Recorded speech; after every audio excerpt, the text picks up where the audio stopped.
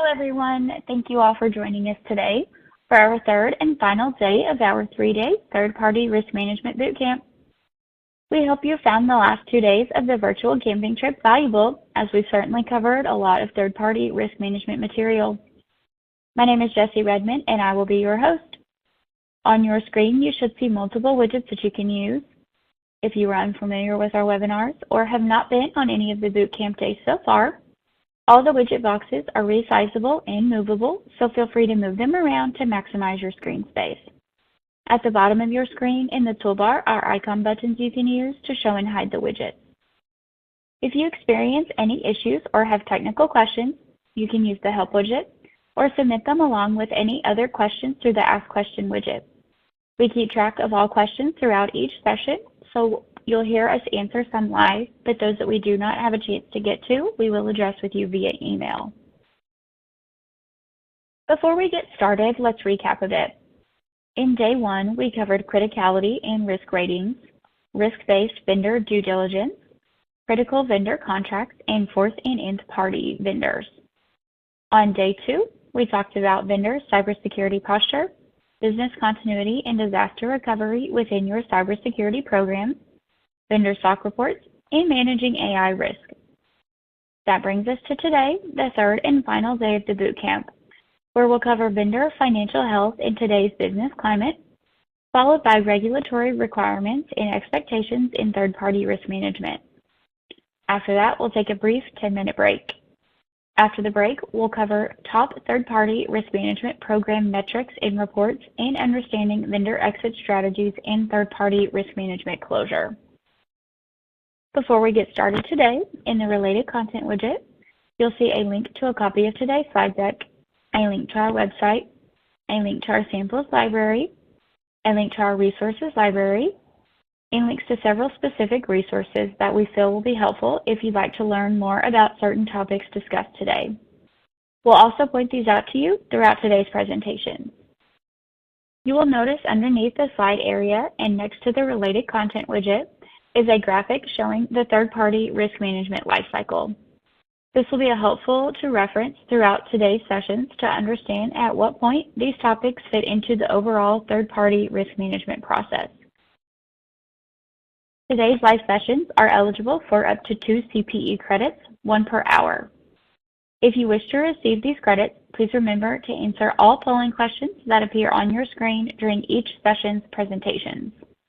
You will also be sent a follow-up survey link 24 hours after the bootcamp has concluded, so tomorrow, October 4th, that will need to be completed in order to receive the credit.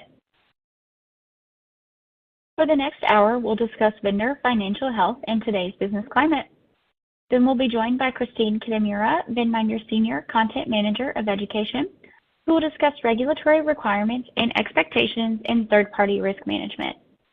With that being said, I'll hand it over to our first presenter. Thank you, Jessie, and welcome everyone to this afternoon's session on financial health reviews. Today's agenda for this afternoon, we're going to discuss why financial reviews are critical, key financial information to utilize in evaluating a company's financials. We'll go through a real-life example using Salesforce, and then we'll also talk about the so what. So why do these, and what is the so what after doing these reviews and the takeaways? So what, why, and when? So what is financial risk? Financial risk is the likelihood that an organization that you use to support either internal operations or your customers could be losing revenue, and a sign that they could be possibly even going out of business. So for example, declining revenue. That could likely mean that the company is losing customers year over year. And a loss of customers could be a sign of poor customer service or not keeping up with the market and the product or services that they provide. Declining revenue could also indicate that they're unable to increase their pricings. And as we know, in inflationary periods or just general inflation, you've got to keep up with inflation. Otherwise, your bottom line is going to be impacted because your expenses will continue to increase, whereas your revenue is not. And again, so that would be the next thing, is the lack of profitability, which could be driven by increasing expenses, or the lack of the ability to maintain and increase revenue. And then on the balance sheet side, so those two come from the income statement. On the balance sheet side, a limited liquidity, so current assets or the current liabilities exceed current assets, and there could also be long-term debt and the company's ability to pay off that debt over time. So the why, that's in order to ensure that your vendor can support the contract that you have with them. It's critical because a lot of contracts, and the definition of critical is that these contracts support customers, and supporting customers is a revenue generator. So if that vendor is unable to perform their services, the company will not be able to perform their services to their customers. So when, this depends on the criticality of the vendor. If it's a vendor that you rely on for revenue and for supporting customers, there's a more frequent monitoring of it. If it's not, you could monitor them once every 3 years or not at all if you determine that they're not critical or high risk. So struggling economic climates can put a severe strain on companies to the point that some companies go out of business. And we all experienced the pandemic of 2020 and leading into 2021.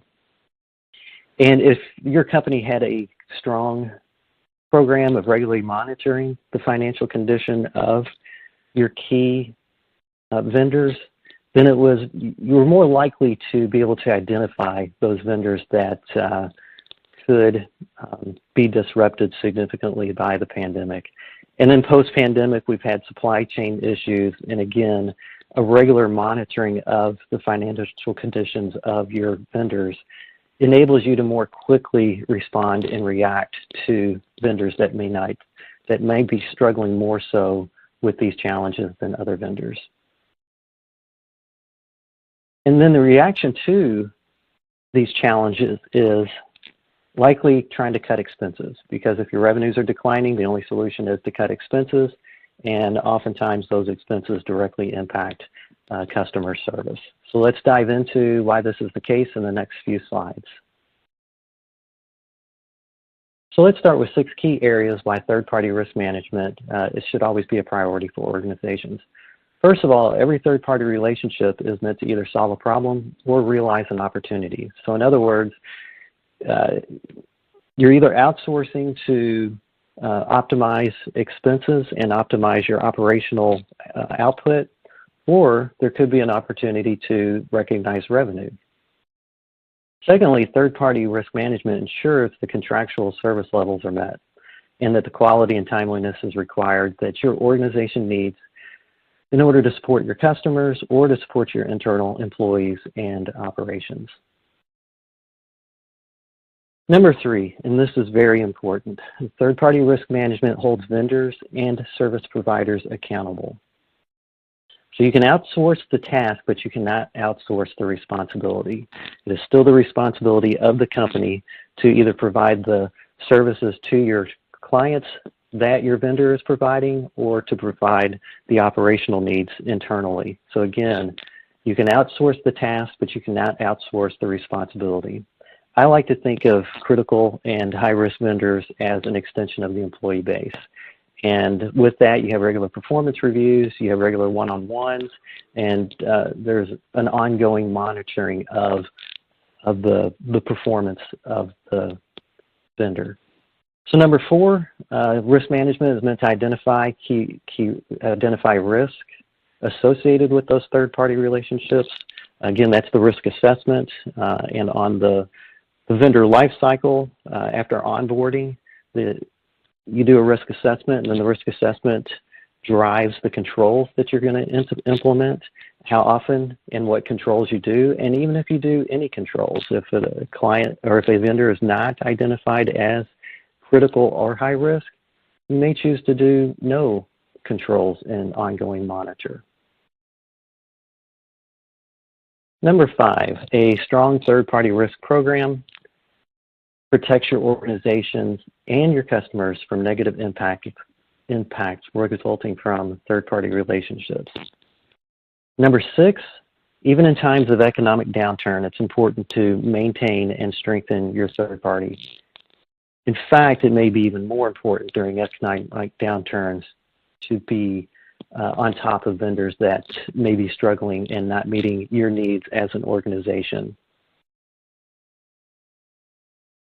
So let's look at a few consequences of not having financial health reviews. So number 1, on onboarding, you may sign a contract with a vendor with poor financial health and find that they just cannot support your service level agreements that you've agreed to, and they could even go bankrupt. Number 2, they might not be able to serve your customers in unexpected downturns or disruptions. So you want to look at the financials in light of, what if we did have a recession or a downturn or a pandemic or supply chain issues? Is this company robust enough to continue to maintain its services to us? Number 3, your organization might not be able to scale and grow. So that's another thing to look at is, if it's a really small vendor, are they going to be able to grow with you? Is their trended revenue growing commensurate with your revenue, or is it large enough to where it can support your future needs? And this brings us to the first poll question of the day. You should see the poll question now in the slides area. If you have any issues, please feel free to send us a message using the Ask Question widget, and we will be happy to assist. Please remember, if you wish to receive the CPE credit for today's session, you must answer all poll questions and be in attendance for the entire live session. The first poll question is, do you have subject matter experts who perform financial health reviews? Yes, they're full-time internal resources.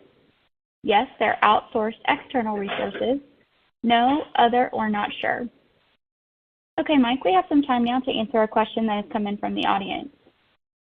And that question is there specific information we should prioritize or put more emphasis on when performing financial health reviews? Yes. Industry-specific data will depend on the industry, but overall, your top line revenue and bottom line net income in general cross industries, and then trend analysis between years.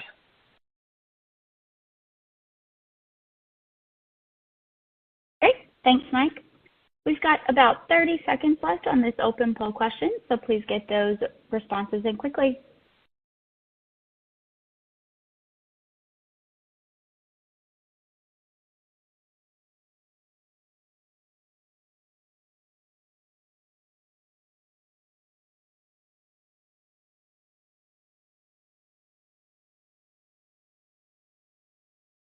Thanks everyone for answering that poll question. Here are the results. You may have noticed reactions such as the thumbs up or heart coming across the screen. If you find this feature distracting, you can turn it off by clicking the 4 arrows in the top right-hand corner of the slides widget, which will expand the slides to full screen and no longer show the reactions. Before moving on, in the related content widget, I'd like to make you aware that we do have our How to Use Financial Benchmarks and Vendor Reviews ebook. Comparing financial data to financial benchmarks is an effective strategy that can bring greater clarity to your vendor's financial health. I'll go ahead and pass it back to our presenter. Now let's discuss the key documentation to collect on vendors. So there's quantitative and qualitative. Quantitative comes from financial statements. The income statement, balance sheet, and cash flow are the 3 primary financial statements. You should preferably get audited financial statements. Every public company has audited financial statements. Most private companies have audited financial statements, either driven by customer demands or by banking demands. But again, you should always lean towards an audited financial statement. A review financial statement also provides assurance. In the CPA world, we call it assurance when an independent CPA firm renders an opinion on a company's financial statements, and the opinion is basically says that the financial statements are materially stated in accordance with GAAP accounting procedures, and that way you can compare financial statements across companies. But reviewed financial statements do not have the same level of assurance, so it's not as strong an opinion. And then there's also compilation financial statements and even prepared financial statements. Prepared financial statements offer no assurance. And then lastly, you can rely on internal, unaudited financial statements, tax returns, or even a letter of financial condition, which a lot of companies do in lieu of releasing financial statements. And then on the qualitative side, management discussion and analysis, the audit opinion, which we just discussed, a management letter, debt ratings. You can gain a lot of information, especially on public companies, online, and specifically their investor relations website or their investor relations page, and more on that to come. So now let's start the review of the income statement. Now this is very dependent industry by industry, but there are some general guidelines that we can provide. So top 5 line items that you want to focus on is number 1, top line revenue, and a trended. Is revenue increasing? Is it decreasing? And what is the size of the revenue? Is it an enterprise vendor, almost quote unquote too big to fail, or is it a really small private company? Number 2 is the gross profit. So what are those costs that drive the revenue, and looking at the gross profit and the gross profit margin of the company.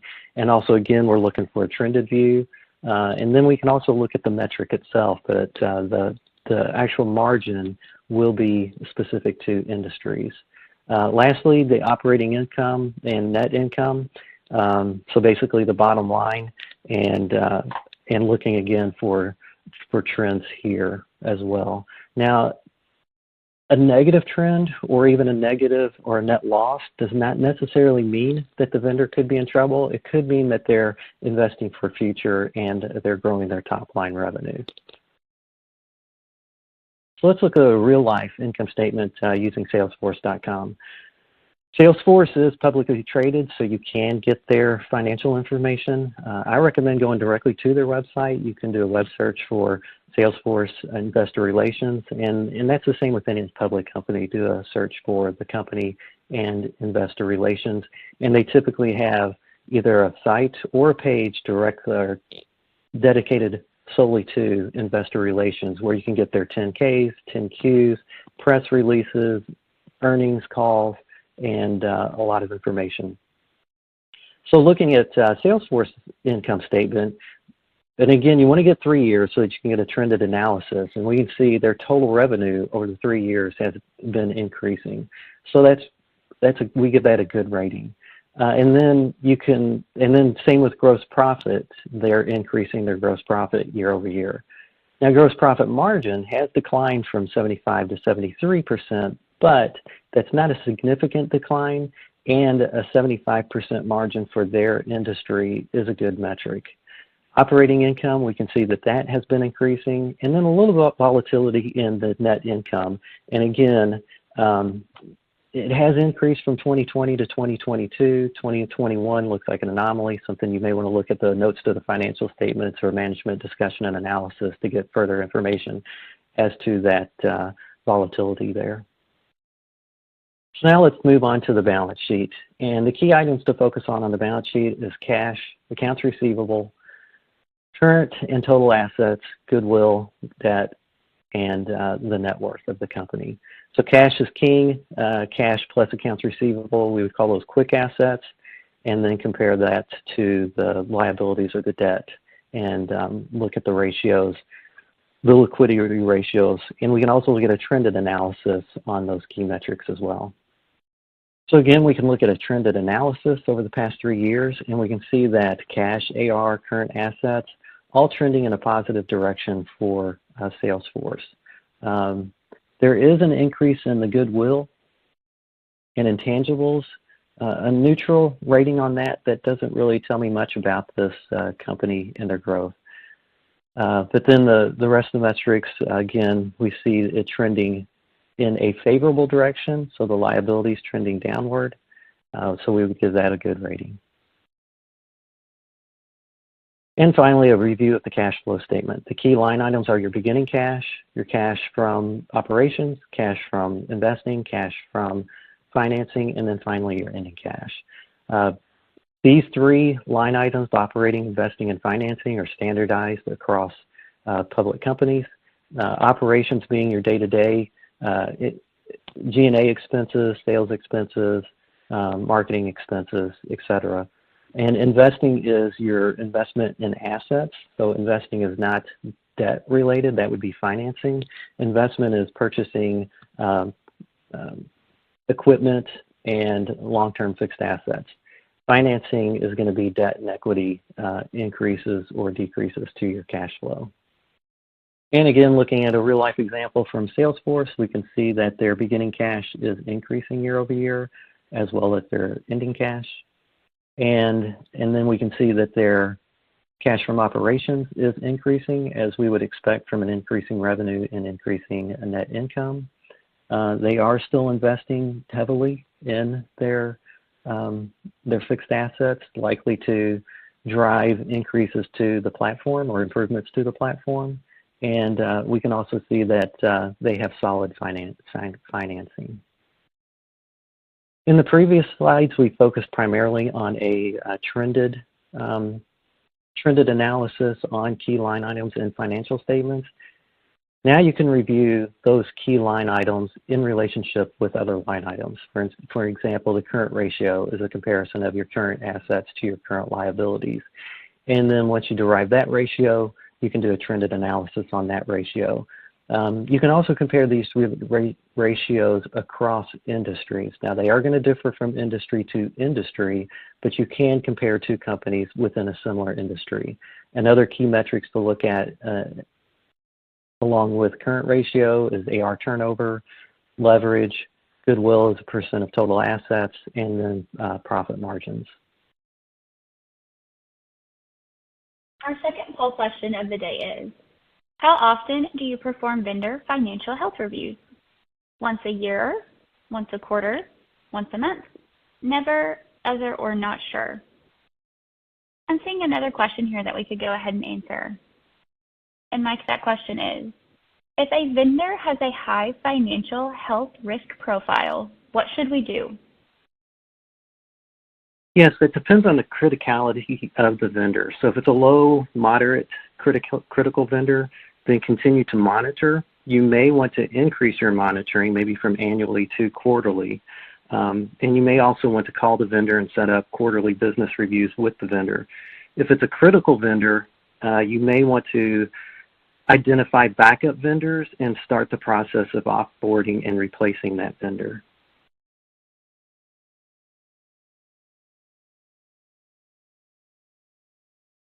Great, thanks, Mike. We're down to a little less than a minute left on the open poll question, so please submit those responses. Please remember, if you have any questions throughout any of the presentations today, you can submit using the Ask Question widget, and we'll be happy to assist.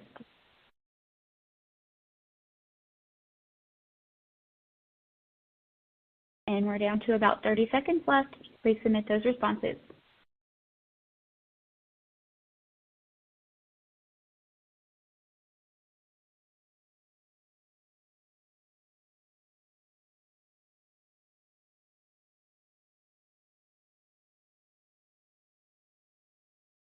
Okay, here are those results. Thanks again, everyone, for taking the time to address the poll. Before we continue, I would like to direct your attention back to the related content widget, where you can find 6 actions to take after reviewing a vendor's financials infographic. Check out this handy resource to learn what to do after reviewing your vendor's financials. I'll hand it back over to continue the presentation. And now that we've looked at the quantitative, we can also dive then into the qualitative. And this is digging into the management discussion analysis and footnotes to get a further commentary on what we found in the quantitative analysis. Control F can be your best friend when diving into the qualitative analysis in either the footnotes or the management discussion and analysis.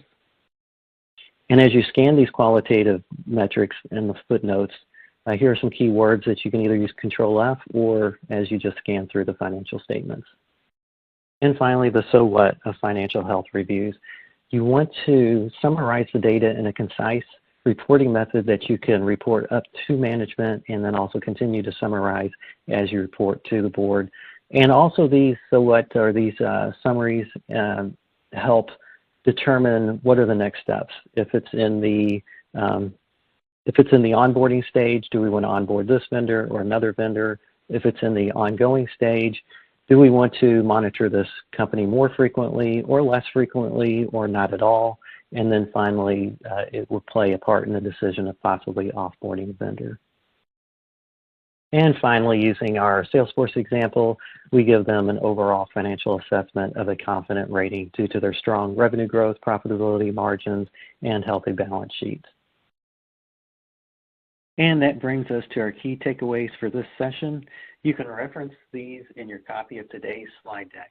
Thank you all for joining us, and I will pass it back to Jessie. Great, thank you for that informative session. If you liked this presentation and are interested in learning more about the topic, you can find our standalone sessions available at vidminder.com/webinar or by clicking the webinars link in the related content widget. Within our on-demand library, you'll find a session covering how to review your vendor's financial health, a walkthrough of financial documents. I'd now like to introduce Christina Kitamura, VidMinder Senior Content Manager of Education. She will discuss third-party risk management, regulatory requirements, and expectations. Christine, the floor is yours. Thanks, Jessie. Here's a look at the agenda for our next session on regulatory requirements. I'll cover some of the common themes of these regulations, examples of recent enforcement actions, and how you can self-audit your program. To start off, I want to explain this concept of third-party risk and the law. According to a 2023 survey from Deloitte, these industries are most reliant on high-risk or critical third parties to provide their products and services.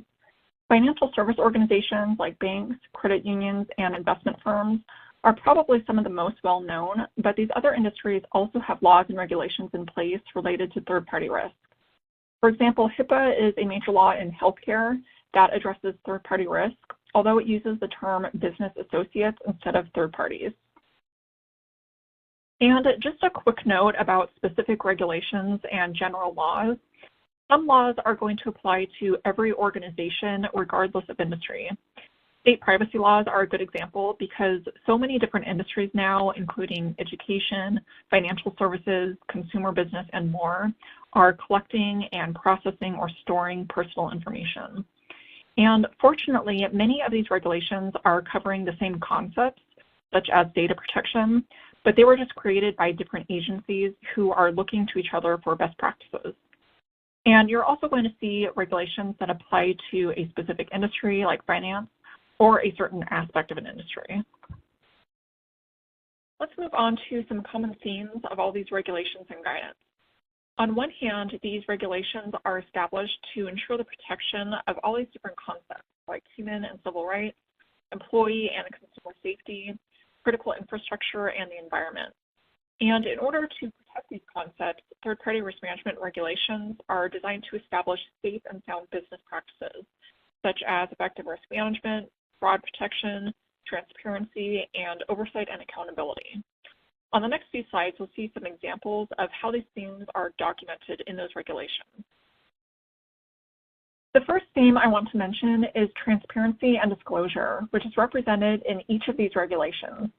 In the Sarbanes-Oxley Act, that theme is reflected in its requirements for auditing and record keeping. So when an organization is using a third-party vendor for something like payroll processing or accounting services, that organization must ensure that its vendor is in compliance with this law, so there's oversight and transparency about its financial reporting. In the California Transparency in Supply Chains Act, organizations are required to disclose information about how they're making an effort to prevent human trafficking in their supply chains.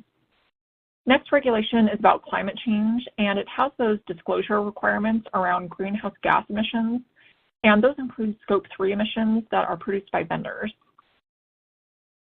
The next theme I want to review is prevention of fraud and corruption, which is the main goal behind the FCPA and the OECD Anti-Bribery Convention. According to the FCPA, organizations and their third-party partners are forbidden from engaging in corrupt practices like bribery or fraudulent record-keeping. Fraud and corruption is also a major theme in the anti-bribery management systems set by the ISO. These are standards which describe different requirements and controls and procedures for organizations to follow. The last regulation is a standard that addresses risk management practices for the supply chain. And this is intended for bulk power systems, which is a type of critical infrastructure. These are the last few regulations and standards that I'll review for today. And as you can see, they cover a wide variety of themes. Starting with employee, consumer, and the public safety, these are all evident in regulations like the FLSA, the EPA, and OSHA, which your third parties should be complying with. Human and civil rights is found in the U.S. Civil Rights Act, and consumer rights is a central theme in laws like the CPRA and the Fair Debt Collection Practices Act. In general, the important thing to remember is that you're doing your due diligence to verify that any third parties you work with are complying with the same regulations and standards that you're following. As I mentioned, the best way to demystify these regulations is to just recognize that they reflect common sense, ethical behavior, and safe and sound business practices. When you're thinking through any regulation, take a moment and ask these two questions. First, does our organization meet these standards? Maybe there's a component of that regulation that you're not complying with. So of course, that's something that you would need to document and remediate. Second, you can then ask, does our third party meet these standards? And this tip is also good to keep in mind. Whenever there is an inherent vendor risk, whether that's cybersecurity or financial risk or geopolitical risk, chances are that there's a regulation that addresses it. Here are some other considerations about regulations and guidance. Some regulated industries may have more than one regulator, such as the financial industry, which is regulated by the OCC, FDIC, SEC, and others. One thing that might be tricky to understand is that guidance is actually considered a best practice or a set of recommendations on how to comply with a law or regulation. In other words, something like the interagency guidance isn't enforceable like an actual law would be. So it's fine if some of your current practices aren't fully aligning with the guidance. You'll just need to have documented evidence to show how you're still following the law. Now, it's important to realize that regulations can change over time. But before these changes go into effect, regulators will first release their proposed updates and ask for public comments. Whenever a proposed change is made public, it's a good idea to review the content and look for any changes you might have to make in your organization.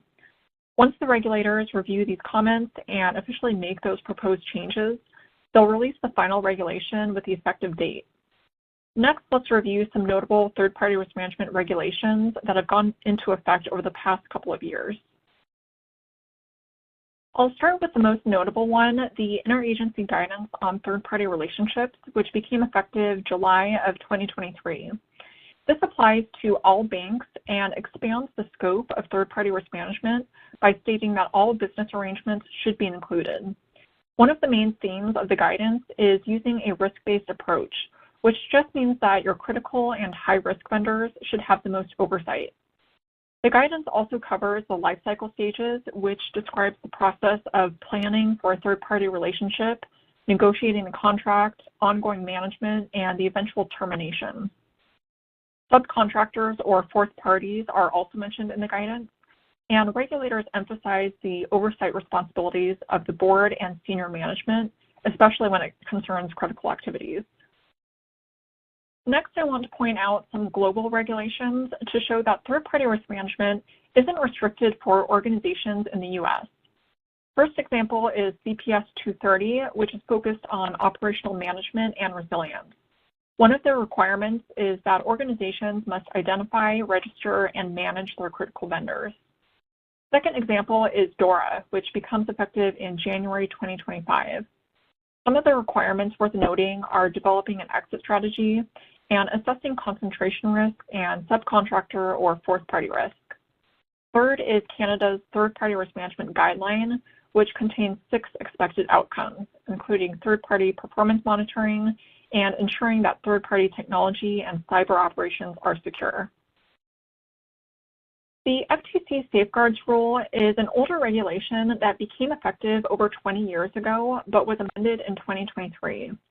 One of the highlights from that amendment is the clarified definition of a financial institution, which now includes entities like non-bank lenders, mortgage brokers, auto dealers, and collection agencies.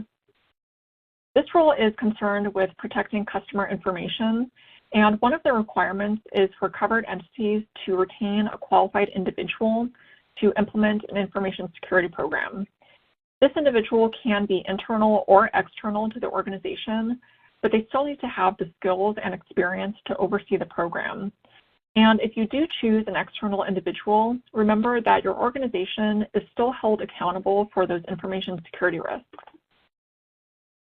The Safeguards Rule also provides details on how an organization should develop, implement, and maintain an information security program. Another requirement is to regularly monitor and reassess your service providers based on their risk to your organization. So this follows that risk-based approach I mentioned before in the interagency guidance. Organizations must also have written incident response plans that describe how they'll respond and recover from a security event like a third-party data breach. And a separate amendment from October 2023 requires organizations to report certain security events within 30 days of discovery, which still applies even if that event originated at a third-party service provider. Similar to that FTC amendment I just mentioned, the SEC also came out with a breach notification rule, which went into effect in September 2023. Now, the timeline for this notification is quite a bit shorter than the FTC Safeguards Rule and needs to be done within 4 days if the incident is material. And the SEC considers an incident material if there's a significant likelihood that a reasonable investor would make a decision based on that incident. And third-party service providers are mentioned throughout this rule, so keep in mind that these requirements also apply if the incident occurred with a third-party vendor. And it's not just banks or public companies that need to notify regulators of cyber incidents.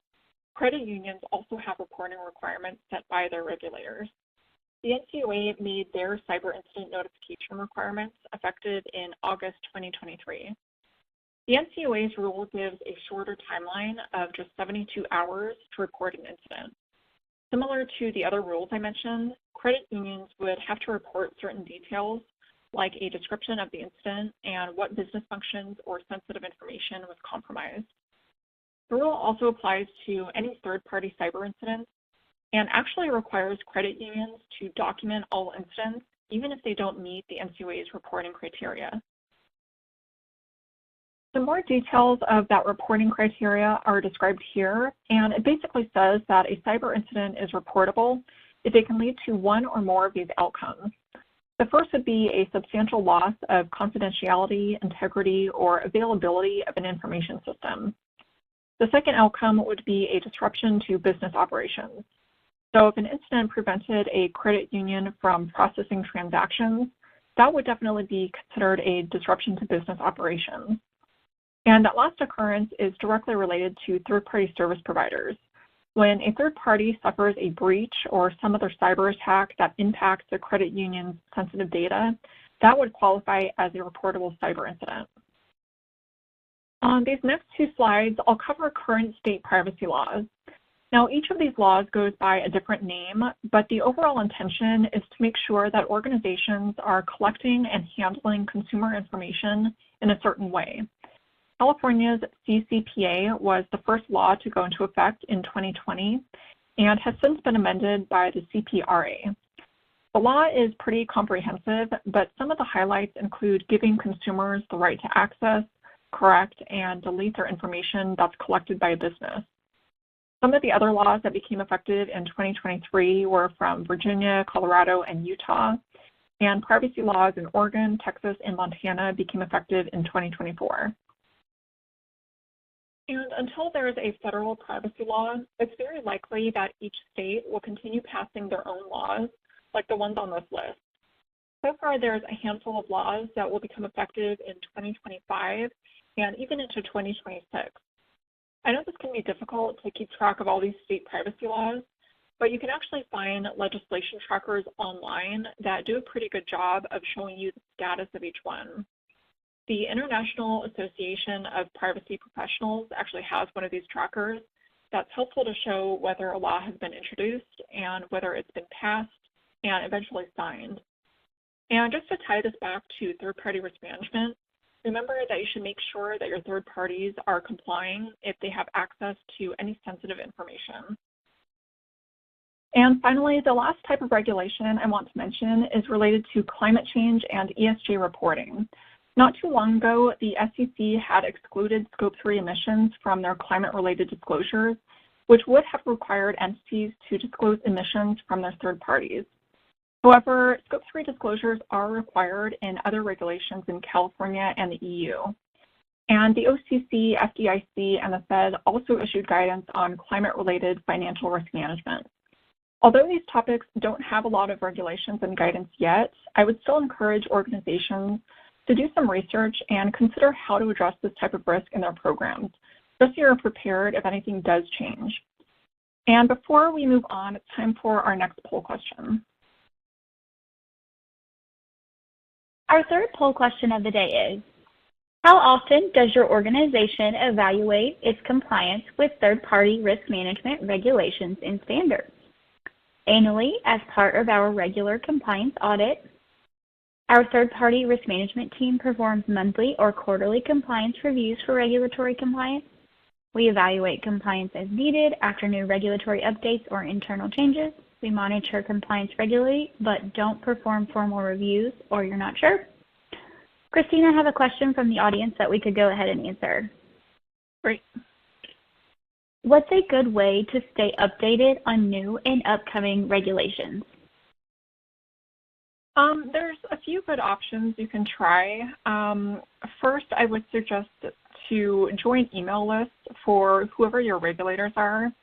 I know that some regulators like the FDIC and OCC and probably many others have email lists that you can subscribe to. And this is just a great way to get those immediate alerts if any regulations are released or if there are updates that you should be aware of. Another option is to find some blogs that are written by legal or compliance firms. And I really like this option because a lot of these blogs do a good job at pulling the highlights from these regulations and interpreting them in an easy way so the average reader can understand them. And to do this, you can just try searching for an existing regulation or guidance and reading through some of those blogs that come up. And if they seem like a good source, check and see if that firm has a newsletter that you can sign up for. You can also try setting Google alerts for phrases like the regulator's name and third party, which usually gives you information directly from those regulators and any external sources as well, so you can learn more about how others in the industry are interpreting those regulations.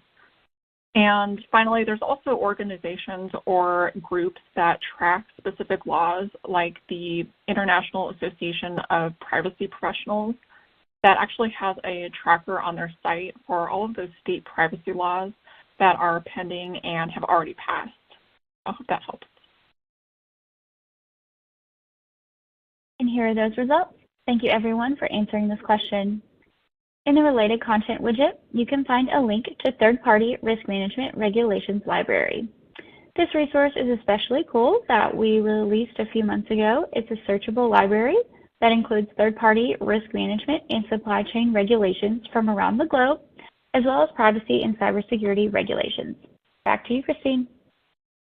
Before I review these recent enforcement actions, I think it's helpful to first understand some emerging focus areas in third-party risk management. If you read publications and enforcement actions from regulators that occurred over the past 12 months, you'll notice some areas that they're focusing on, like operational resilience and risks with fintech and banking-as-a-service vendors. For operational resilience, this is one area that's mentioned in the OCC semi-annual risk perspective and their annual bank supervision operating plan.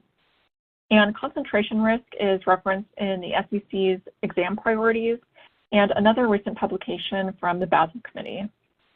And for fintechs and banking as a service, these were the cause of 13.5% of severe enforcement actions in 2023. Regulators found that organizations didn't have proper oversight of these vendors and required them to implement stronger third-party risk management practices. So here are a few enforcement actions that are directly related to third-party risk management. The first one occurred with a Michigan bank, and the OCC actually instructed them to refer to the interagency guidance and implement practices that aligned with it. The next enforcement action involved a New York bank where the FDIC issued a consent order because of the bank's unsafe and unsound practices with its third parties. And finally, a California bank received a cease and desist order from the OCC. This bank had deficiencies in multiple areas, and one of them was third-party risk management. Even though these enforcement actions don't always result in heavy fines or cease and desist orders, there's still going to be a significant investment of time and resources if your organization is non-compliant and required to make improvements. So when thinking about compliance, it can help to consider three areas: your strategy, your activities, and your documentation and reporting. Your strategy should include an awareness and understanding of the regulatory requirements, as well as a tone-from-the-top approach where your board of directors and senior management are communicating the importance of third-party risk management. Activities should effectively identify, assess, and monitor third-party risks, and your documentation and reporting should clearly communicate oversight roles and duties. One of the most effective ways to determine if your program is compliant is to perform a review or self-audit. Professional auditors and examiners will, of course, have more experience in evaluating third-party risk management programs, but it can still be a really beneficial practice to review your program yourself and identify any gaps or areas of improvement. These reviews can be formal or informal, and it's a good idea to focus on processes at the individual level instead of evaluating your program as a whole. When you do these self-audits, you'll want to identify and document any remediation plans and timelines and follow through with closing any gaps that were discovered. Now I'll walk you through a sample process review so you can get an idea of how this might work in your own program. You'll see that we're only looking at the process of due diligence. In this case, you might want to select just 2 critical vendors and 1 high-risk vendor for the review. First, you would look at your policy to see what the requirements are and who is responsible for performing each step of the process. Next, you can review the process itself to find out whether it was followed consistently and how the evidence was documented. The evidence should generally include the items listed here, like the inherent risk assessment, questionnaire, and various documents from the vendor. In addition to the due diligence process, you want to make sure that you also have appropriate monitoring activities in place. As you're going through the self-audit process, it can help to think like a regulator by asking yourself these questions. These can help identify any gaps or areas of confusion if you don't fully understand the requirements. These questions basically help ensure that your organization understands what it's required to do and that you have documented proof that you're meeting those requirements. And they also help verify that you have an effective process to identify and resolve any non-compliance issues. Finding issues or gaps in your program isn't unusual, and you might find some of these issues listed here. Maybe you have inconsistent processes or your stakeholders aren't following the processes exactly how they're written. Many organizations might also find that their documentation is disorganized because it's spread across several different departments. And when you do find any issues in your program, you'll want to take these steps. First, you should document the gap, determine the root cause, and then identify a remediation plan so you can then communicate that issue with the appropriate stakeholder, whether that's management, your risk committee, or whoever that might be. Remember to always keep track of your progress and formally close the issue once it's resolved. Always make sure to prioritize your remediation plans because that's something that auditors and examiners will focus on. As we wrap up this session, here are a few key takeaways that I hope you'll find helpful. Many third-party risk management regulations and guidance are essentially best practices and common sense. Make sure you know which regulations apply to your organization and review and self-audit your program to identify where you might have compliance issues. If you do go through an exam or an audit, just remember to prioritize a remediation plan and track your progress.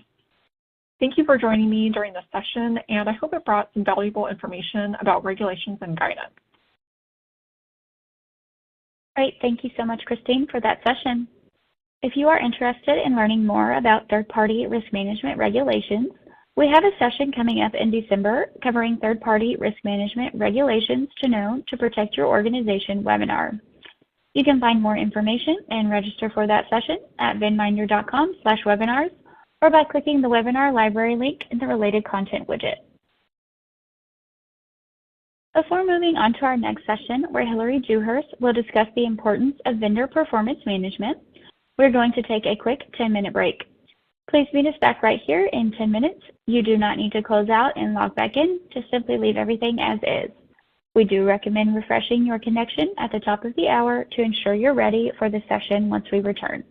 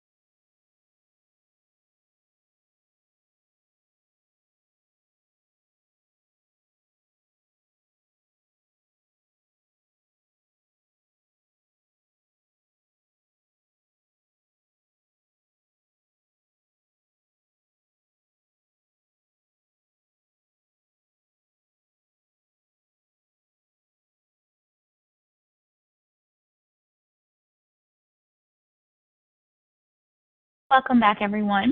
We're now going to move into our next session covering top third-party risk management program metrics and reporting.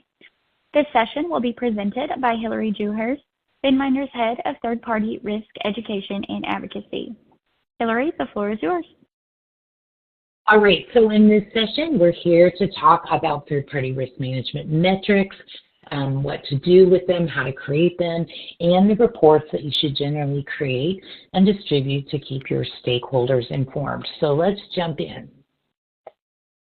All right, so when it comes to reporting, it's really important to understand what the objectives for reporting are and to know that if you're in a regulated industry, most of the major regulations do require that you provide reporting on a regular basis.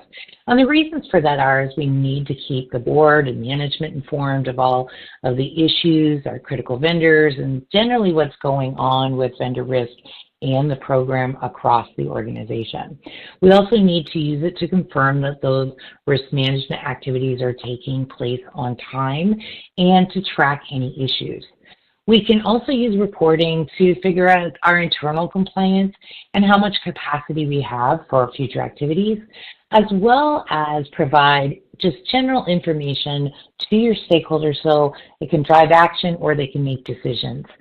Most importantly, those reports serve as great articles of evidence to provide to your auditors and examiners to really demonstrate that the program is executing well, that things are under control, and that people are informed enough about the risk to make those decisions.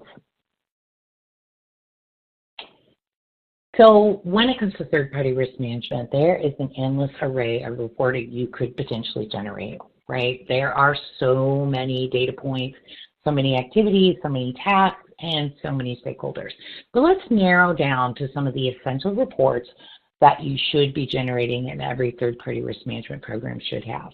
The first one is your vendor inventory. We need a comprehensive and updated list that helps us know the name, the products and services, who owns the vendor relationships, the products and services by risk rating, and if they're critical or non-critical.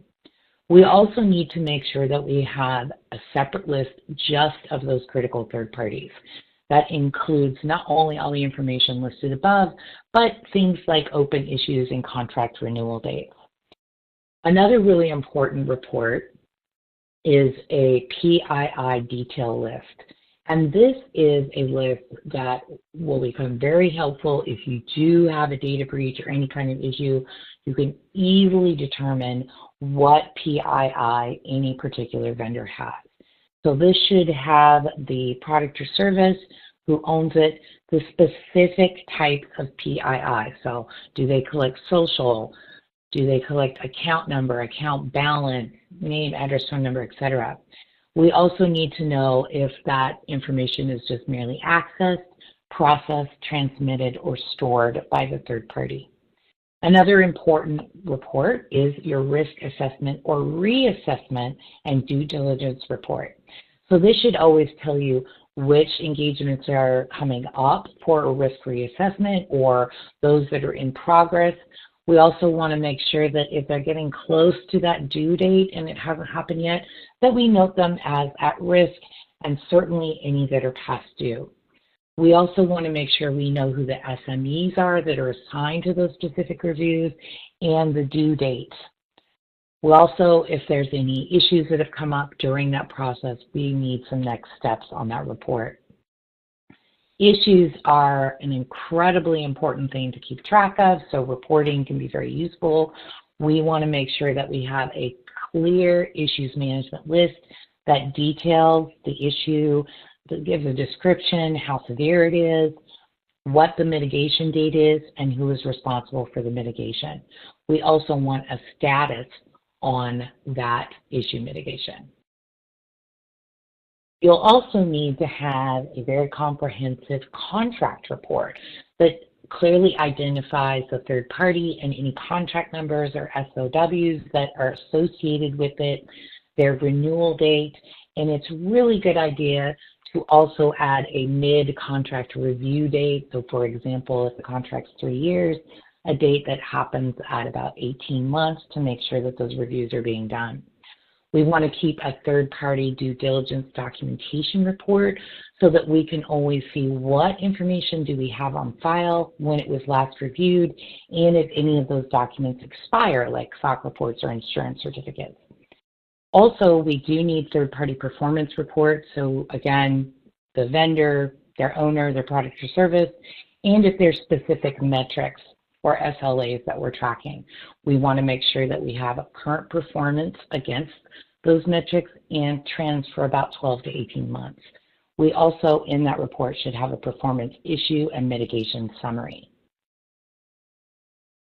Okay, so we've talked about some essential reports that you need to keep your third-party risk management program operational, but let's talk about some specific stakeholder groups and the types of reporting they may need. The first one we'll talk about today is your risk committee. Risk committees play a crucial role in identifying and addressing risks across your organization.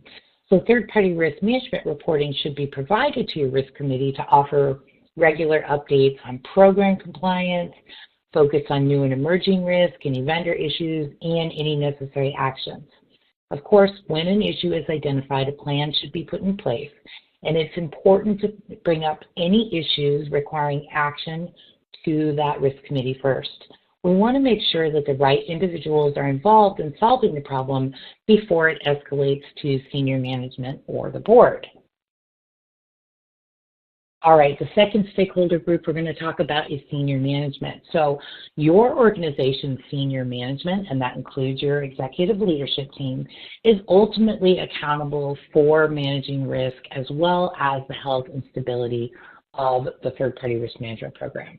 So they need to make decisions with the information we give them. So reporting to senior management should always highlight the items that need their approval or influence, and include a standard set of metrics that help them validate how effective the program is. These metrics include things like vendor portfolio size by risk rating, program compliance, any significant vendor issues, and new or emerging risk.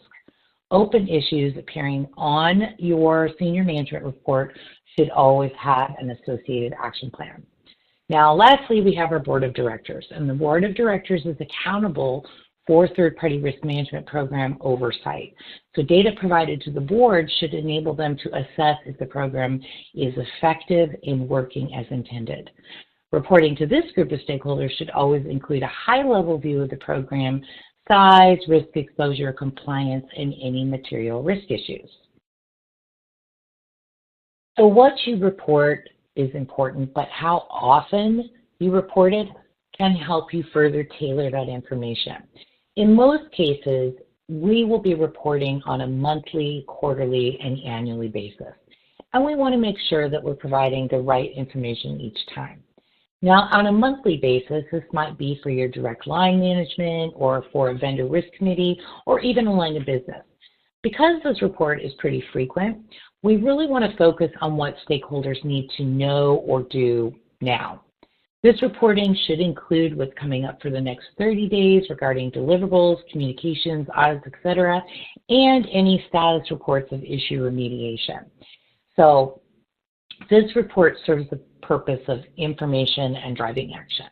Now, quarterly, this might be for a general risk committee or a similar governing body. You could even have a quarterly board report.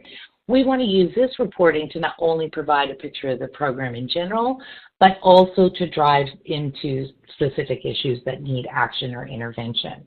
So this reporting should provide the foundation for short-term planning and include things like a dashboard, progress against your goals, issues, internal compliance, upcoming deliverables, etc. Now, finally, we get to annual reports, and the information provided in a yearly report should definitely be more comprehensive. Remember that the board or senior leadership needs to have enough information to ensure that that program is on track and effective. So we need to show them how we are stacking up against our defined program metrics, if we have strong internal compliance, the results of any audit or exam or regulatory changes. And it's also a great time to highlight any noteworthy program success or challenges that you had, and plan for the next 1 to 2 years out. As a recommendation, if you can influence the timing, this report should be a companion presentation to the board as part of the annual policy review or update. So you may be wondering, since we're reporting on all this risk out there, why do we really need to report on the health and effectiveness of our third-party risk management program? Well, for one, we need to provide management and the board with the right information so they can accurately support us. We need to give them the right data points so that they can drive actions or decisions, and make sure that we can clearly identify any potential gaps or weaknesses that might come back to bite us should a regulator come in or we have an audit. We also want to make sure that we are using this reporting to really support any requests for additional or different resources.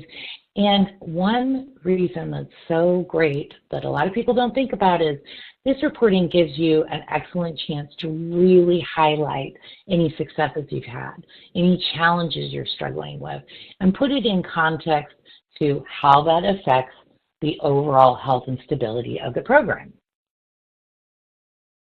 So naturally, we're going to measure things like the tasks and activities that happen. But for our program metrics, we really need to kind of keep a broader mindset. So here's some other things to consider. Any audit or exam findings or issues requiring attention, how well the organization is complying with our own policy, the timeliness and quality of those vendor owner deliverables, as well as sufficiency of third-party insurance, how effective our processes are, what's our throughput like, how much capacity we have, and so much more. Okay, when it comes to program metrics, if you're not already developing them, it can seem pretty overwhelming. And I really like to break things down and keep it very simple. So we have kind of a 10-step approach to doing this. And while I go through these, keep in mind that we're going to get into more details shortly in the presentation. So the first thing is just identifying the objectives for third-party risk management at your organization. So why do we do it? We're going to write those all down and prioritize those goals and objectives in their order of importance. And then we're just going to select the top 3 to 5 because we're going to keep it really simple to begin with. For each objective, we're going to identify all the data points and activities and things that we could potentially measure. And we're also going to prioritize those in order of importance. Again, we're going to select 3 to 5. These will become our metrics. From there, we're going to really test the data and make sure our calculations are right. And we're going to establish some thresholds or risk tolerances. Once we have that, we can go review with our stakeholders because we definitely want feedback and revise as necessary. So let's talk through how this works. So a good place to start is always at the top. I'm really thinking about why your organization practices third-party risk in the first place. We're going to write all those reasons down. So it could be any number of things, but here are some common things. Regulatory compliance, mitigating risk, strategic vendor selection and use. Maybe we want good third-party performance and value. We want to boost confidence with our investors. We want to be ready for audits and exams. We want to have good business continuity and disaster, or any other reason. Just write them all down. And once you have all your potential reasons, you're going to have to put them in an order of importance or prioritize them. So in this example, we've said our number one reason for having the program is regulatory compliance. The second is mitigating third-party risk. And the third is cybersecurity protection, followed by business continuity and vendor performance and value. So we have our 5.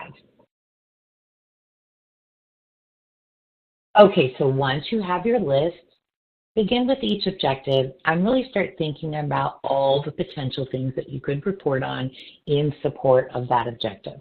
So for example, for compliance, maybe we want to see how many critical vendors have current risk reviews or how many vendors are out of compliance with the program. We could think about customer complaints or internal program compliance failures or adherence to the third-party risk management review schedule. You might also look at open audit or exam issues. For vendor risk, we could think about inherent risk versus residual risk for our critical and high-risk vendor population. So does our process and due diligence, et cetera, help us really determine that we can reduce the likelihood, occurrence, severity, or impact of those risks. Maybe we want to measure how many business interrupting events we've had, or how many single point of failure vendors we have, or the total number of vendors by risk rating, or past due vendor issues. Then we might want to look at vendor performance and values. So which of our vendors are meeting their SLAs? How many critical and high-risk vendors have regular performance reviews? And do we have vendor cost-benefit analysis? So these are just a few examples.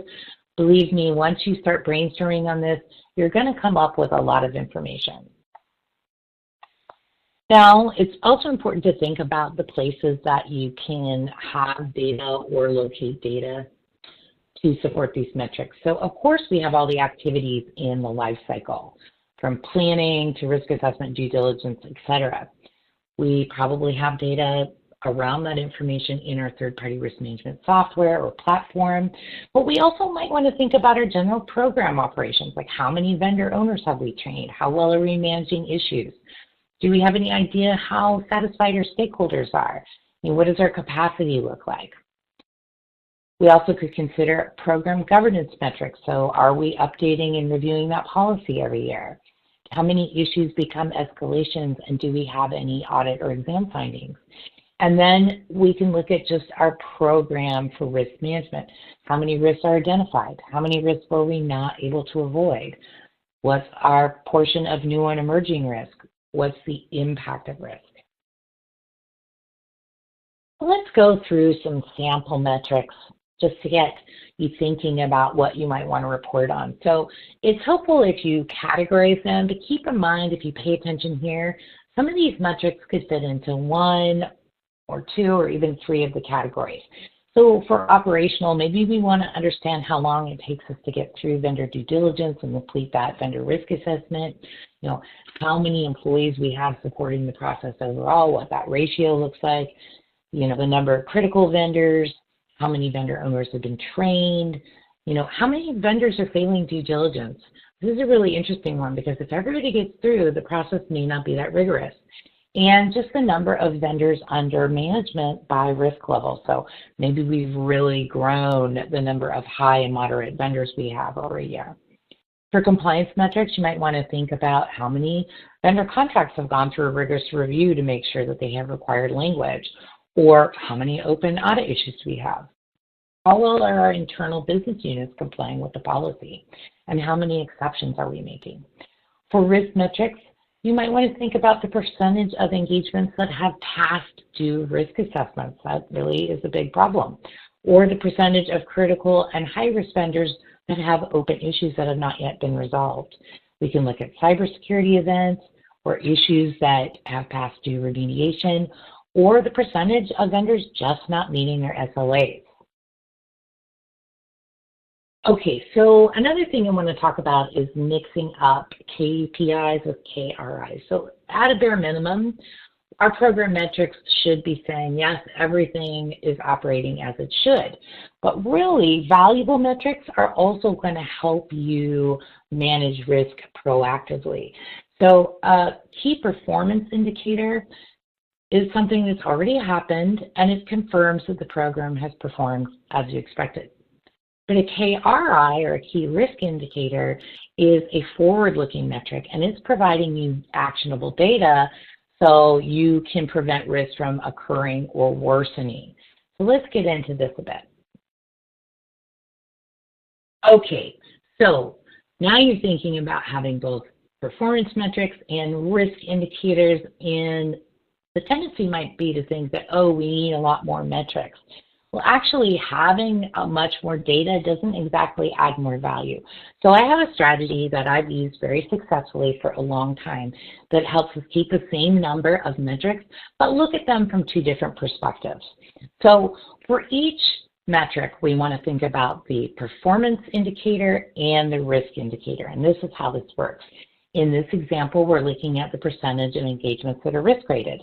Of course, from a performance perspective, we know that if we have a higher percentage, that we're operating effectively and we're complying with our policy and we have good internal compliance. But when we look at it from a risk perspective, as that number starts going down, so we have less of our engagements that are risk rated, we know there's a higher likelihood for business interrupting events, audit issues, reputational damage, financial loss, etc.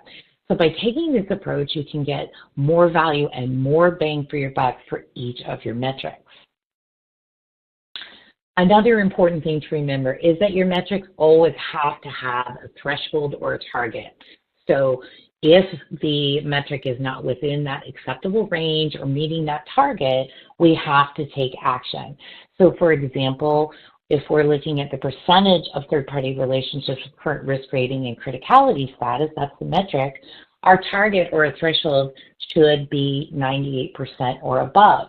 Again, when we're looking at risk reviews completed on time, maybe we want 97%.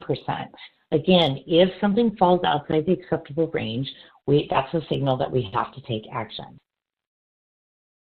Okay, so when you have your metrics, there's going to be some things you need to do before you can consider them as final. So first and foremost, we have to test our data sources and calculations. Now, oftentimes we might find that the data is actually too hard to collect or interpret, or we've used too many data points to create a single calculation, or maybe we're not even measuring the right data dimension. We also need to make sure that we review the story we're trying to tell and make sure that it's compelling. We want to make sure that we are using these metrics to report performance and manage risk. So once you've done those things, make sure to review with your stakeholders. Be prepared for some revisions or feedback, because ultimately we want to get the right metrics. All right, while you're thinking about that, it's time for a poll. We're to the first poll question after the break. And this poll is, our organization has defined specific metrics to measure the health and effectiveness of the third-party risk management program. Yes, somewhat, no, or not sure. Hillary, while we wait for the results to tabulate on this one, we can answer another question from the audience. All right. Do we need to include our program metrics in our third-party risk management policy? No. What you do need to include is some language or context that say you do measure the health and stability of the program and that they are measured with specific metrics, but you don't necessarily want to put the exact metrics in there in case they change. Again, we're only really reviewing our policy once a year. We don't want to have to do off-cycle reviews just because of something like that. So I would just reference that there are metrics and that you're measuring it. I would not include the specific metrics in that. But you could feel free to put that in someplace else, like your program document, or as a header to your board reporting template or something, just if you want to document them for everyone to see. And I hope that answers your question.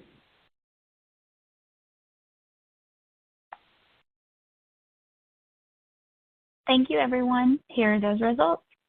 As a reminder, in the related content widget, we've included our Using KPIs to Maintain Strong SLAs in Vendor Relationships ebook, which is available to reference. Back to you, Hillary. Okay, so once everyone's in agreement, we all know what the metrics are, we have to figure out a way to put that information together so everyone can do it. So how you do this is completely up to you and your organization. And if you're struggling, if you have a governance team that puts together reporting or risk reporting, they can be very helpful in making suggestions. But the two most common formats we see are the scorecard format, which is a single page view. It's really using that red, amber, green. It can use graphs and charts, but it's really easy for everyone to look at and identify when something is beyond the acceptable risk tolerance. The other one is just a straight spreadsheet that also uses red, amber, green, or bold type, or some way for the viewer to easily identify when something is out of the risk tolerance. And when you do this, please make sure you use really clear sections and column headers. Okay, as we're all getting ready to move forward with our program metrics, let's keep some things in mind. First of all, do keep the initial metrics limited. You can always add or change them over time. And for this reason, we don't need to get stuck in that analysis paralysis. Sometimes the right metrics are obvious, sometimes they become so down the line. So just get started, even if they're not perfect. Always make sure you have a target or a threshold for your metric because they need context to be valuable. And if you're struggling, really reach out to your other risk domains. They might have some good information or tips that will help you along the way. And then again, always stay open to that constructive criticism and feedback because we want to get the right metrics. So as I wrap up the session today, just want to leave you with a few key takeaways. The basic message is that reporting is an essential part of every healthy third-party risk management program, and we need to keep our stakeholders informed so that they can make decisions and take action. We also need to make sure that we're thinking about who we're reporting to and how often to really determine what that content should be. Keep in mind that your program metrics really are important to measuring the health and stability of your program, and they should be aligned to your organization's objectives for third-party risk management. Don't forget that your metrics should help you not only manage performance, but manage risk, and make sure that whatever you're presenting to your stakeholders is telling the right story and really helping you in that mission to manage risk. And with that, I'm going to turn it back over to Jessie. Thanks so much, Hillary. As another reminder, if you are looking for more information on the topic, you can check out our webinar library for standalone, on-demand, and upcoming webinar sessions. A link to the webinar library is in the related content widget. We now have Christine Kitamura, who is going to discuss understanding vendor exit strategies and third-party risk management closure. Christine, the floor is yours. Hey everyone, in the final portion of our last session, it seems appropriate that I'll be discussing exit strategies and third-party risk management closure. So here's a quick overview of the agenda, where I'll be discussing what an exit strategy is and what an exit plan is. Both similar concepts, but they serve different purposes. I'm also going to walk you through some best practices for vendor termination and the activities that should be included in third-party risk management closure. To start off, I want to make sure that we all understand what an exit strategy is. This is basically the method of determining the actions you would take if a critical or high-risk vendor needs to be off-boarded, either because the vendor failed in some way, they go out of business, or it's just no longer viable to your organization. An exit strategy is something that should be determined before you even select the vendor and sign the contract. When the time comes to offboard your vendor for whatever reason, it's important to understand some of the risks you might face when leaving that vendor relationship. An exit strategy will usually fall under one of these following options. The first option is to replace the vendor. So you're just choosing an alternate vendor to replace that same product or service. When considering this strategy, you'll need to determine whether you have any suitable replacements that have the capabilities to service your business. Also be mindful of any differences in cost, service quality, or delivery. Maybe an alternate vendor means that the quality would be severely diminished, so the strategy wouldn't be a good option. Second option is to bring that outsourced activity in-house, although you need to first consider if you even have the expertise to perform that activity. And also think about whether you have enough budget, people, time, etc. to absorb that activity. Third option is to discontinue the activity. And of course, this needs to be carefully considered because we're talking about critical and high-risk vendors. So think about the impact to your organization and customers if you discontinue this activity, as well as any upstream or downstream dependencies on this product or service. And in some cases, an exit strategy might involve some combination of these three methods. You may be able to adjust your volumes, delivery methods, or timing, and this might be suitable as a temporary solution or one that can be long-term. Now, what is an exit plan? This is going to be your documented instructions and processes for implementing the exit strategy. A good analogy might be the map feature on your phone. When you first enter in your destination, you generally see the entire outline of your route. This would be like the exit strategy that shows you where you're going. Once you press start, you see those turn-by-turn directions, and that would be your exit plan. The exit plan is going to list many more details, such as the roles and responsibilities of both your organization and the vendor, timing and schedules, inventories of equipment, and contingency plans if the vendor can't or won't fulfill their obligations. It's a good idea to outline this exit plan during onboarding, so all of those tasks, time, and resources are still fresh in your mind.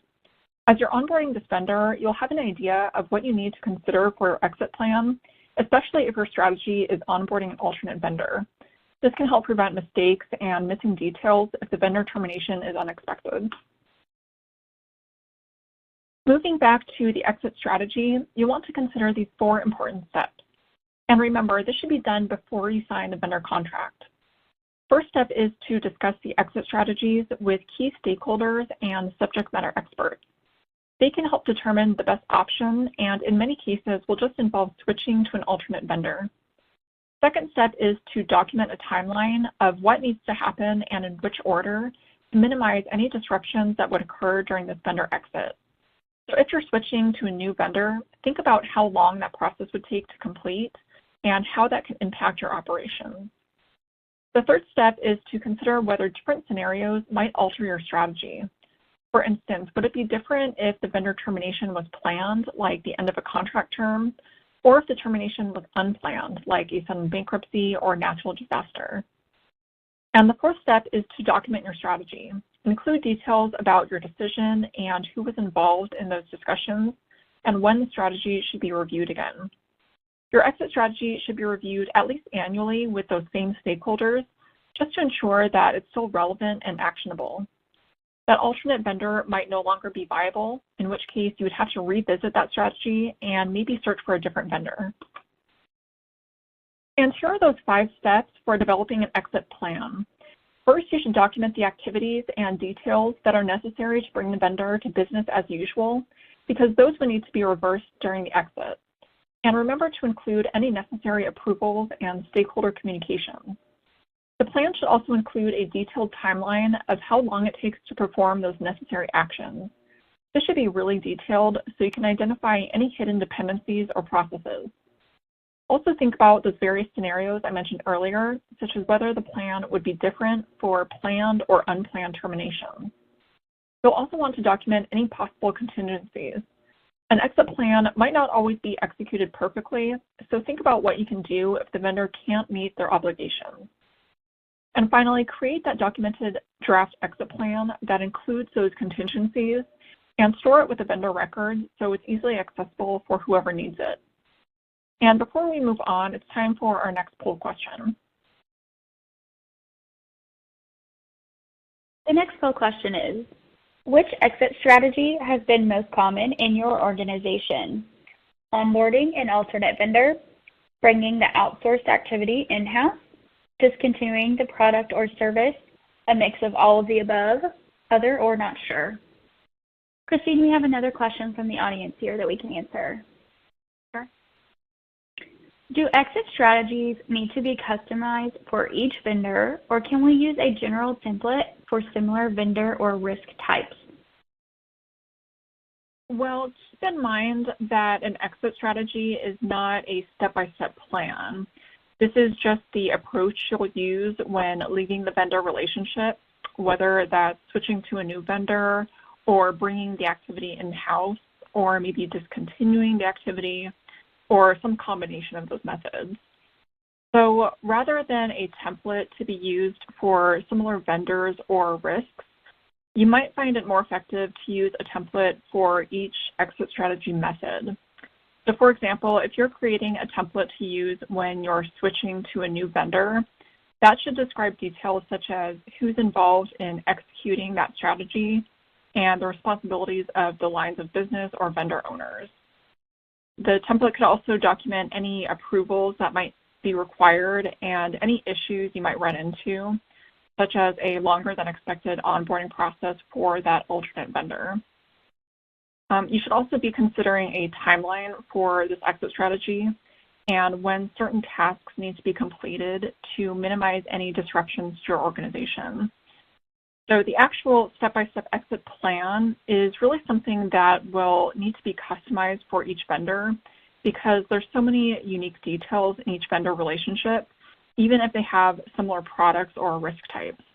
And it might be a little more challenging to create a general template that can be used for all of these different vendors.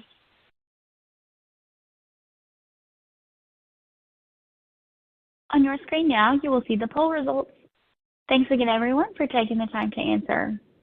Continuing, I would like to direct your attention to our vendor offboarding checklist in the related content widget. Use this checklist for important questions and considerations that are usually needed when offboarding a vendor. Back to you, Christine. Next, I want to review some of those responsibilities and how they might be distributed throughout the organization.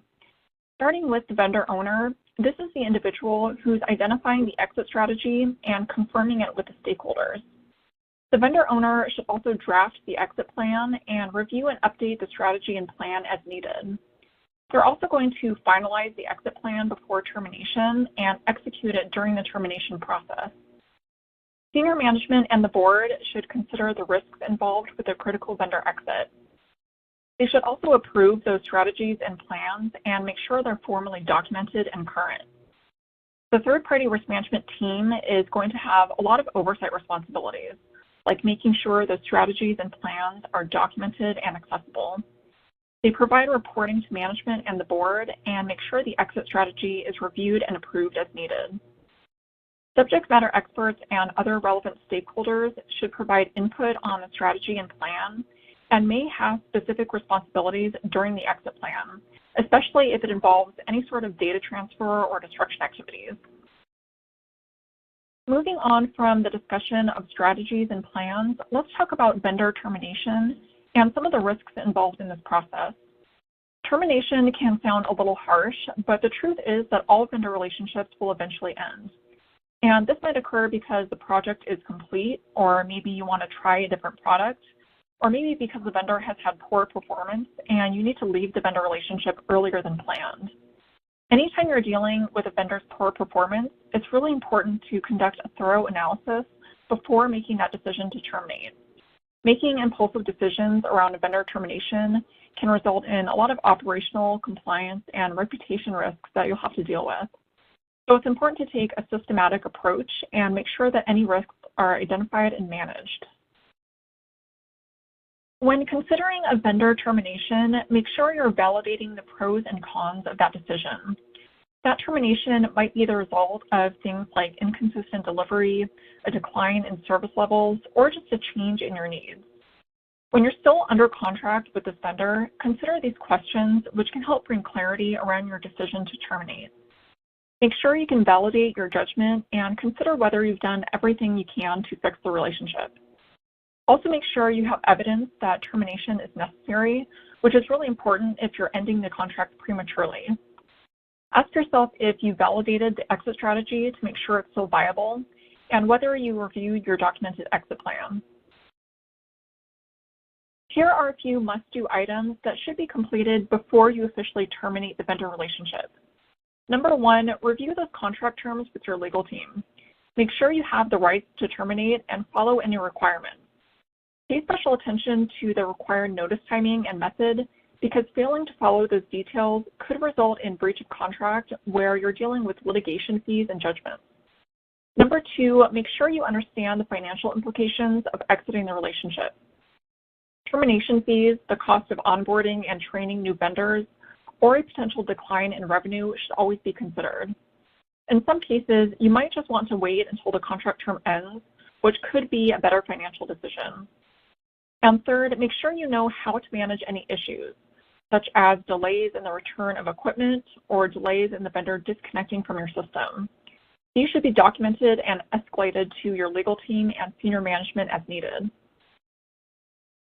This next section will cover some best practices for a safe and sound vendor termination.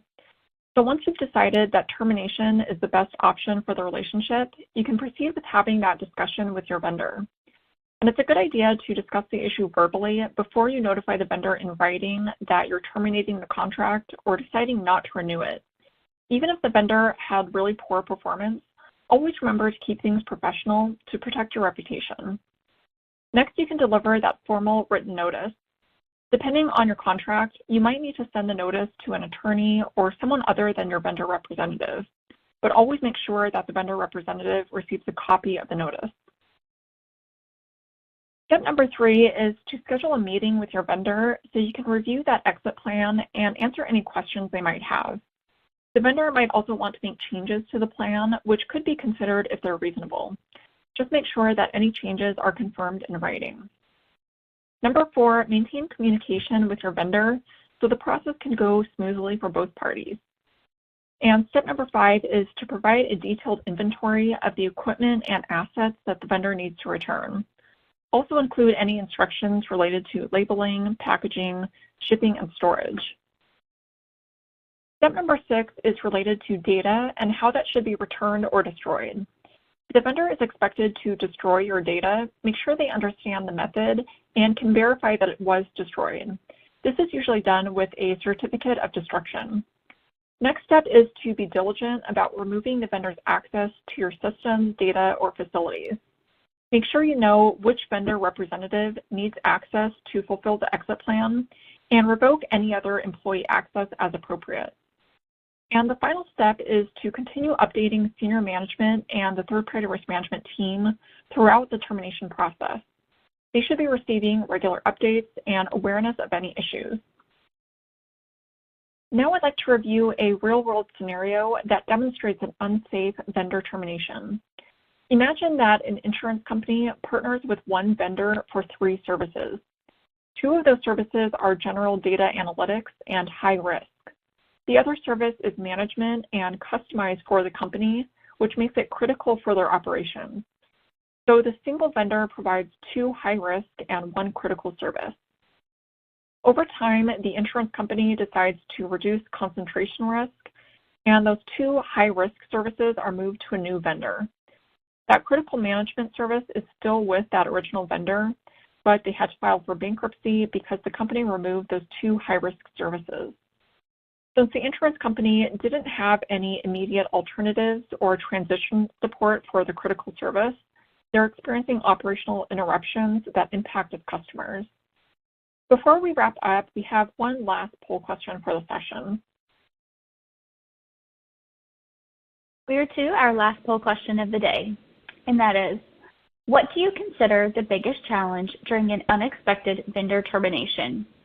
High termination costs, disputes about ownership, time-consuming offboarding process, the vendor doesn't return assets on time, other, or not sure. Christine, I have one more question here from the audience that we could answer. Great. Is it recommended to sign a contract with an alternate vendor to use as a backup? I wouldn't say that this is a common recommendation because it can generally be quite expensive to have a contract in place with a vendor that you're not actually doing business with. And having a contract with an alternate vendor doesn't guarantee that the transition time will be reduced because you still have to think about all of those offboarding tasks with the original vendor, which might include things like transferring data and returning equipment and other activities that might be a little more time-consuming. So an ideal situation would be to have an alternate vendor identified who is willing to sign a contract quickly, but it's probably rare to find a vendor that would sign an agreement just to be used as a backup for your organization. So I would suggest trying to identify one or more alternate vendors during that initial vendor selection process and determining what that timeline would look like to switch over. That way, if you do need to terminate a vendor relationship quickly, you at least have one or a few viable alternatives that you can consider onboarding.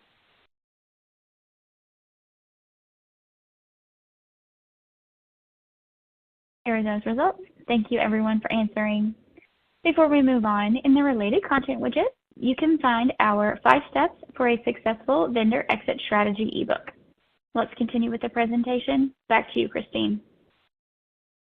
As you complete that vendor termination, remember to review any lessons learned. This is especially important if that exit plan had a lot of issues that you didn't expect, maybe because the timing took much longer or the vendor didn't fulfill their obligations, which caused a lot of delays. So it's a good practice to identify any areas of improvement that you can implement in future plans. And asking these 3 questions can help guide those discussions. First, consider whether you could have done anything differently for a better outcome. Maybe there were communication issues that need to be resolved, or some parts of the plan weren't executed properly. Second, identify any red flags that you may have missed throughout the entire process. And third, ask whether the instructions and requirements were clearly written for the vendor. There's a good chance that other vendors might have similar confusion, so this is a good chance to make those adjustments.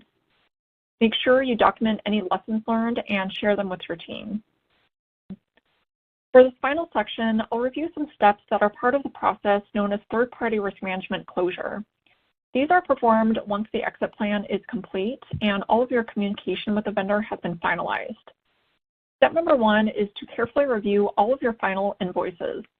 Unfortunately, some vendors may try to sneak in unauthorized charges on those final invoices because they assume your organization is trying to close everything as quickly as possible and won't notice. Always make sure to check the invoice against your contract just to make sure you already agreed to those charges. The second step is to update the vendor status in your accounts payable system. Make sure you make a note that no further invoices should be approved and update the status to show they're no longer active. You should also be updating the vendor status in any other systems of record. If you use a dedicated third-party risk management system, the vendor record should be updated to show that it's inactive or closed. Also think about other systems like procurement and make a note that states whether the vendor is eligible for future business with your organization. And finally, organize and properly store all vendor records and documentation. You may need to refer to your records retention policies, and they should always be accessible for any legal or audit purposes. All right, now for some key takeaways. Exit strategies and plans are 2 separate concepts that help you determine what to do if a critical or high-risk vendor is no longer viable. The strategy is like that high-level view of a route on a map, while the plan is the turn-by-turn direction. Exit strategies must be viable, achievable, documented, and reviewed regularly to make sure they're relevant.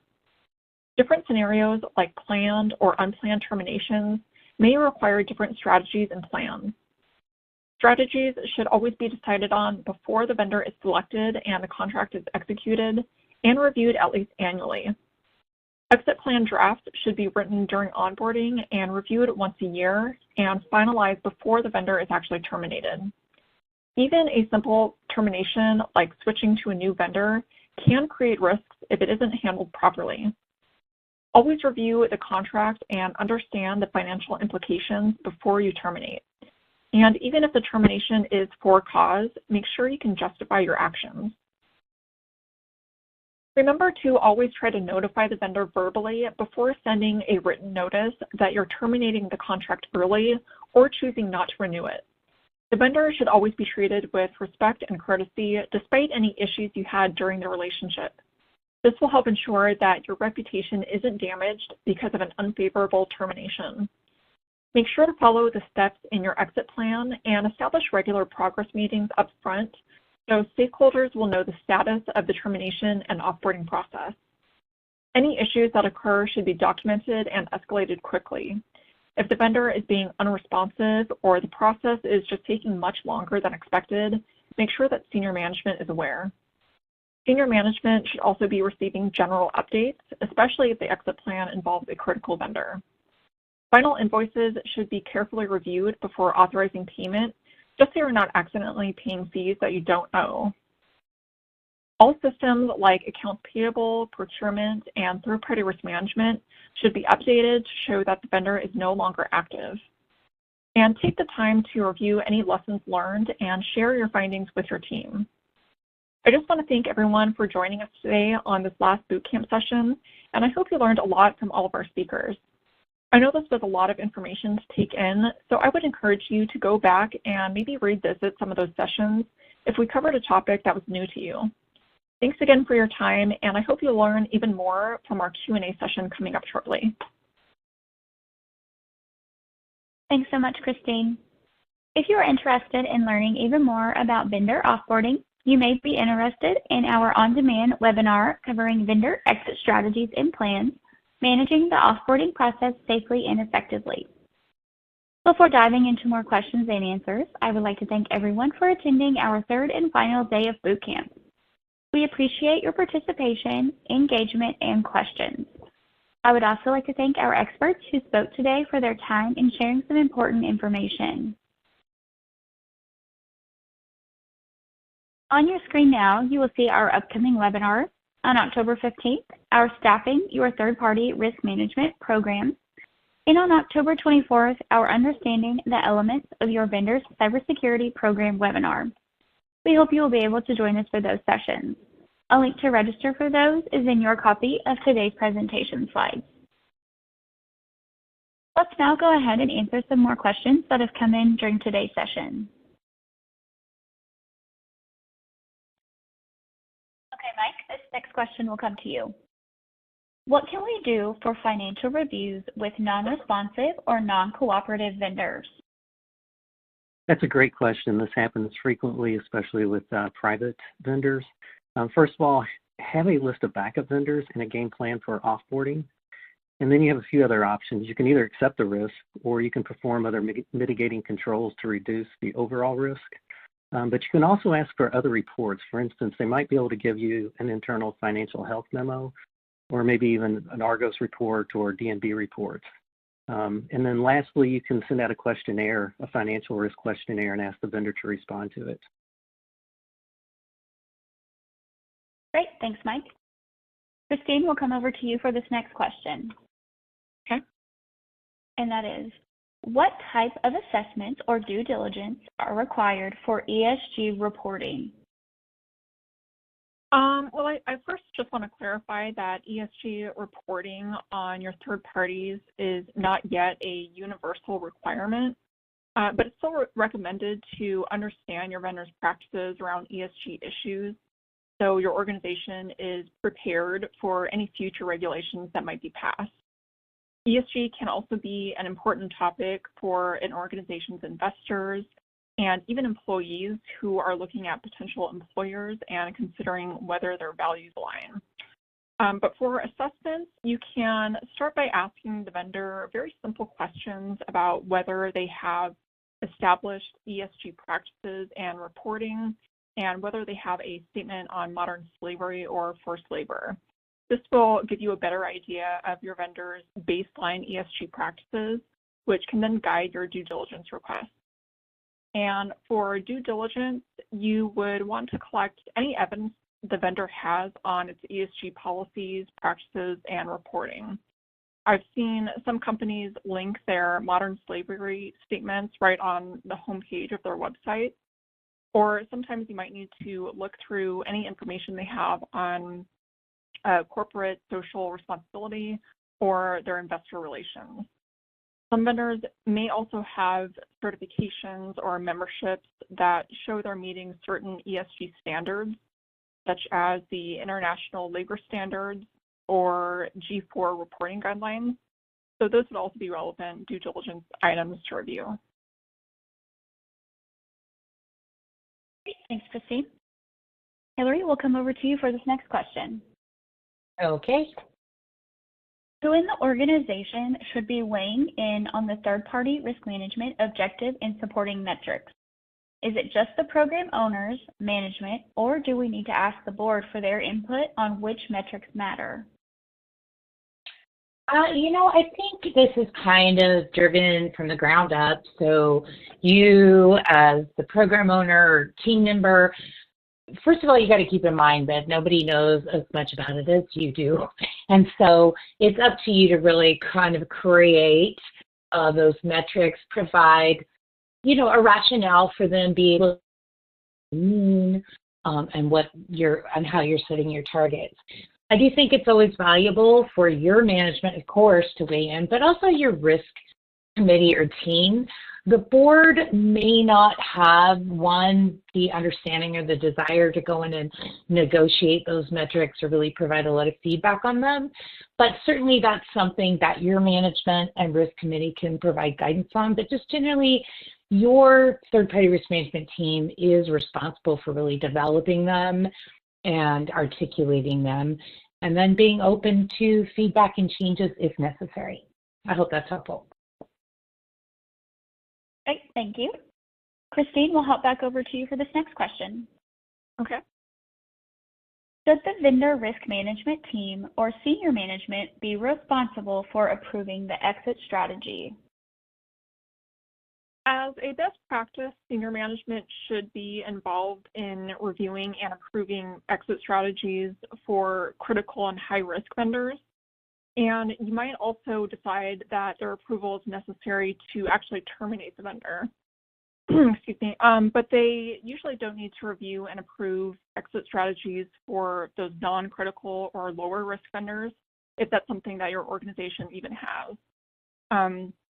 The vendor risk management team should be responsible for making sure the exit strategy is documented, reviewed, and approved by senior management and the board if necessary, and making sure that it's updated periodically. And then the first line, which is the vendor owner, is going to be the one to establish and manage the exit strategy because they have the most knowledge about the risks involved. Great. Mike, we'll come back to you for this next question. Should we perform financial health reviews on every vendor? If not, which subset of vendors should we focus on? Yes, no, you should not perform on every vendor, and that's the purpose for the risk assessments, annual risk assessments, and also risk assessments during the onboarding, is determining if the vendor is critical and or high risk, specifically financial risk. They can be high risk in other areas, and you still don't need to do a financial health review on those, only those that have high financial risk to your organization. Okay, great. And Christine, back to you. We'll end on this next question. Okay. Does the interagency guidance require due diligence based on the product or service or based on the broader vendor relationship?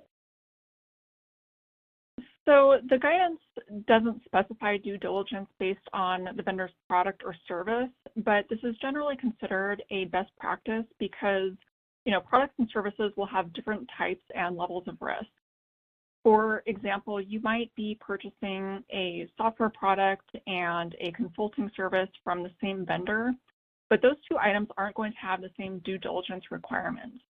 You're probably going to review things like security testing and business continuity plans for that product, but those might not be relevant for that consulting service.